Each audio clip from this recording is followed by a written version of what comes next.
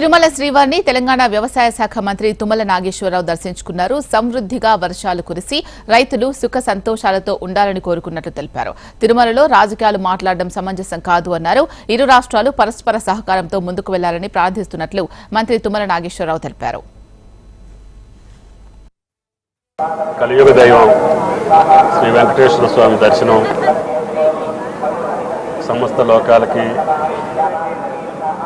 ఆనందాన్ని సంతోషాన్ని నిర్ణయించేటటువంటి ఆ స్వామి సమృద్ధిగా ఈ సంవత్సరం వర్షాలు కురవాలని రైతులోకం అందరూ కూడా సుఖ సంతోషాలతోటి ఆనందంగా పంటలు పండించుకునేటటువంటి భాగ్యం కలిగించాలని చెప్పి ఆ స్వామిని వేడుకోవటం జరిగింది.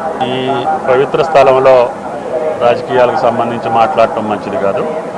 ఏదేమైనప్పటికీ ఇరు రాష్ట్రాల్లో ఉన్నటువంటి రెండు ప్రభుత్వాలు పరస్పరం సహకరించుకొని తెలుగు జాతి ఔన్నత్యాన్ని కీర్తిని కాపాడుకుంటూ తెలుగు ప్రజల యొక్క ఈతి బాధలను తీర్చేటటువంటి శక్తిని ఆ సామర్థ్యాన్ని ఆ భగవంతుడు మాకు కల్పించాలని చెప్పి ఇరు ప్రభుత్వాలు సహకరించుకొని పరస్పరం అభివృద్ధిని కాంక్షించేటటువంటి ప్రజల కోరికలు తీర్చేటట్టుగా ఉండాలని చెప్పి నాకు